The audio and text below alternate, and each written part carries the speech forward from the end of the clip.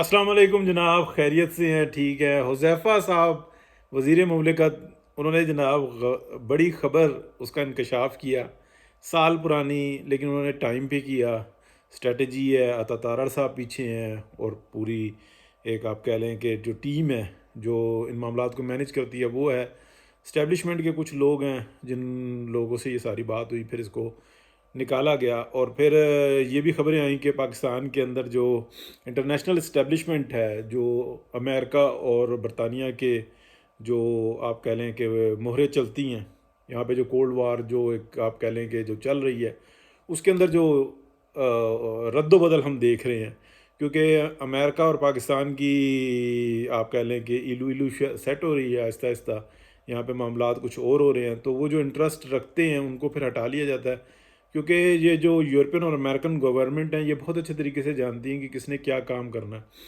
وہ عہدے پہ اسی کو رکھتے ہیں جو وہ کام کرتا ہے، وہ ایسا نہیں کرتے کہ اس کے مزاج میں ہو کہ میٹھا میٹھا آپ اور اس کو کہیں کہ تو جو انسان ڈائبیٹکس والی جو انسان فوڈ لے، تو وہ ایسا نہیں ہوتا، وہ میٹھا ہی کھاتا ہے۔ تو یہ ایک طریقہ کار ہوتا ہے۔ جو تھرڈ ورلڈ کنٹریز ہیں نا، اس کے اندر کچھ کچھ اب یہ احساس ہوا ہے کہ ہم نے کیا کرنا ہے، کس طریقے سے کرنا ہے، لیکن کنٹرول کی بات ہے۔ بہرحال پاکستان بڑا اچھے طریقے سے چل رہا ہے پولیٹیکلی۔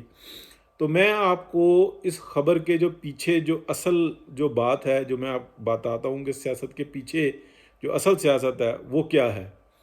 دیکھیں، آپ کو یاد ہوگا کہ ایبسولوٹلی ناٹ کی بات ہوئی تھی، اور یہ وہ وقت تھا کہ 2021، جس وقت میں امریکہ افغانستان سے نکل رہا تھا، اور یورپینز وغیرہ تو نکل چکے ہوئے تھے، امریکہ ہی رہتا تھا۔ اور جو ہے یہ ایک میٹنگ چل رہی تھی، اور میٹنگ نہیں، آپ کہہ لیں گے ایک ڈیل چل رہی تھی، پاکستان کے اوپر پریشرائز کیا جا رہا تھا کہ یہاں پر ہم اپنے فوٹس جو ان سے نہ چھوڑیں گے۔ امریکنس کی جانب سے یہ پریشر تھا کہ ہمیں تھوڑا سا علاقہ چاہیے، کچھ ہمیں تھوڑا سا اڈا ٹائپ کا سا چاہیے، مکمل نہیں لیکن انکمپلیٹ، ہم اپنا تھانہ یا چوکی سمجھ لیں کہ پاکستان کے اندر 2-3 بنا کے جائیں تاکہ ہم یہاں سے معاملات کو چلائیں۔ یہ بات چل رہی تھی، اور اس کے لیے امریکن، چلیں نام لے کے میں بتا دوں، امریکن CIA کا جو ایک سب سے بڑا ہے وہ آیا، چلا گیا۔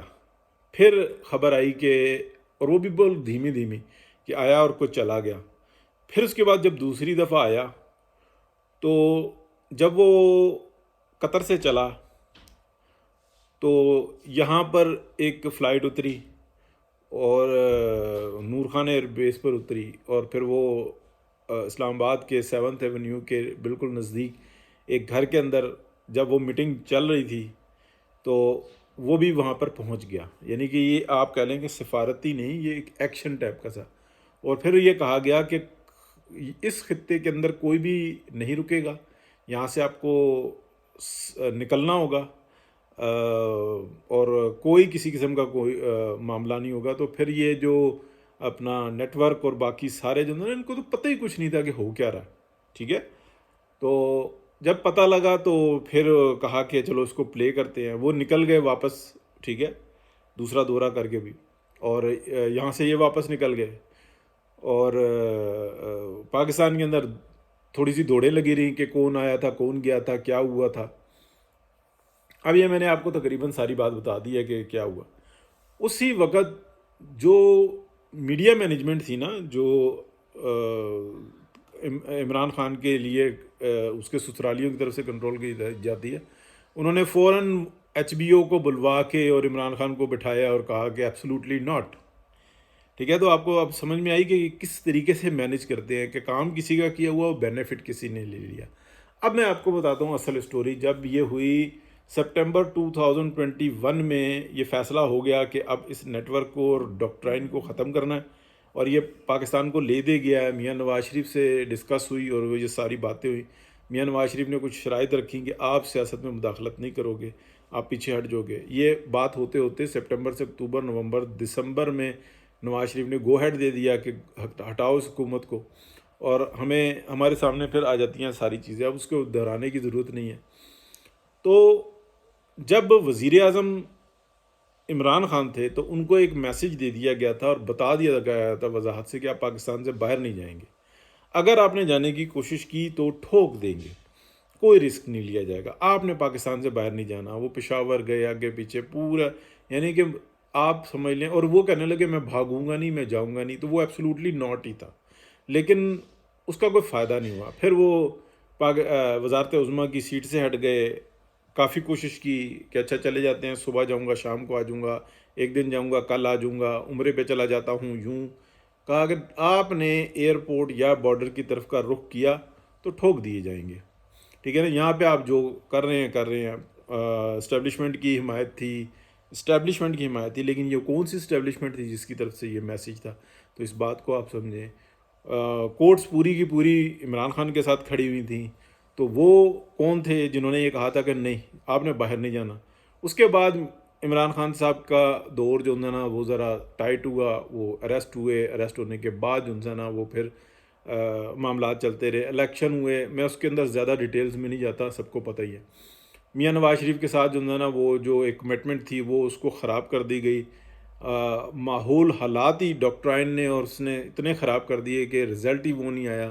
پھر جیتے ہوئے ہروائے ہوئے جتوا دیے. پھر جو ہارے ہوئے تھے ان میں سے پھر واپس کچھ جتوا دیے تھے. یعنی کہ سارا دہی چٹنی اچار جو انسان وہ سارا مکس ہو گیا، سارا رائتا پھیل گیا. اب کرتے کیا؟ تو یہ جو بات کہی جاتی ہے یہ گند آپ نے ڈالا ہے، یہ آپ ہی سمیٹیں گے. یہ کس کی طرف سے کہی جاتی ہے؟ یہ آ جاتا ہے میاں نواز شریف اور میاں نواز شریف کا جو کور گروپ ہے اس کی طرف سے. اب یہ گند ہے کیا؟ میں اب آپ کو اہم ترین بات بتانے لگوں.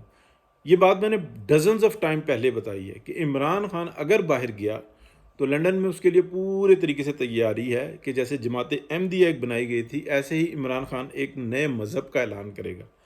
اور جس طریقے کی اس کی تربیت اور جس طریقے کا اس کا بنایا گیا، بہت تکلیف کے ساتھ میں یہ کہہ رہا ہوں، اور جس کے اندر پاکستان کی فوج استعمال ہو گئی، جس طرح کا اس نے تصور بنایا نجات دہندہ اور اس ٹائپ کی جو باتیں سکھائی گئی ہیں، تو وہ آرام سے جو ہے نا لاکھوں میں اپنے فالوورز بنا لے گا. اور پھر ایک نیا دنیا کے اندر فتنہ قائم ہو جائے گا. تو اس کے اوپر سب ایگری ہیں کہ باتوں میں لگا کے رکھو، ادھر کرو ادھر کرو، اس کو جیل سے نہیں باہر نکلنے دینا. پہلے تو یہ تھا نا پاکستان سے نہیں باہر نکلنے دینا، اب جیل سے بھی نہیں باہر نکلنے دینا. ٹھیک ہے. یہ ضرور ہو سکتا ہے کہ وہ بنی گالا شفٹ کر دیا جائے، لیکن وہ جیل سے بھی بدتر جیل ہوگی. یعنی کہ وہ بالکل ملاقاتیں وغیرہ جولائی کے اندر تھا کہ عمران خان بیماری شماری کا وہ کرے گا اور اس کے بعد جو ہے نا کیا کہتے ہیں بنی گالا میں شفٹ کر دیں گے، لیکن ایسا نہیں ہوا. بہرحال میں اب آپ کو جو بات بتا رہا ہوں وہ اسی طرح سے. اب اس کی جو ان سے ہے نا فرنٹ بہت سارے سامنے آ رہے ہیں، لوگ اپنے تبصرے کر رہے ہیں. حذیفہ اس ٹائم میں آیا، لیکن یہ تھا کہ یہ اتنا پیچیدہ مسئلہ تھا، اللہ نہ کرے یہ اس طریقے کا اعلان کر دیتا اور یہ سب بیٹھ جاتا اور گانا شروع کر دیتا، تو یہ تو لام کاف کی ملاتا نا. مطلب دودھ اور شہد کی نہریں کہ پاکستان میں ایسی بسیں چلائیں گے کہ گائے کے گوبر سے چلیں گی. تو ہر ایک بندہ سوچتا ہے یار کیا بات ہے، اسپیڈ کی لائٹ سے تیز ٹرین چلے گی، اور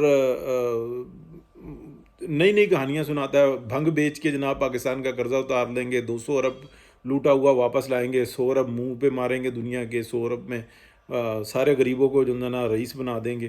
تو اس طریقے کی باتیں سنتا ہے اور لوگوں کو بڑا مزہ بھی آتا ہے یہ باتیں سننے میں. وہ چاہتے ہیں کہ راتوں رات ایک سیکنڈ کے اندر ہمارے دکھ درد دور ہو جائیں. تو لیکن یہ کہانی بازی ہوتے ہیں، یہ دنیا کے اندر گزرے ہیں. بادشاہتیں ہوتی تھی ایسی، وہ پھر دماغ کو اتنا مفلوج کر دیتے تھے اور اپنی بادشاہتیں چلاتے تھے. لیکن یہ دور اور ہے. تو اور پلس پروگرام کچھ اور تھا. تو وہ اللہ کا شکر ہے کہ ابھی ہمیں دیکھا ہے کہ اللہ تعالیٰ کی طرف سے مدد آئی ہے. ایران نے بھی اچھا رسپانس کیا، پاکستان نے تو بہت ہی اچھا رسپانس کیا. تو اب دیکھتے ہیں کیا ہوتا ہے. بہت شکریہ جی، اللہ حافظ.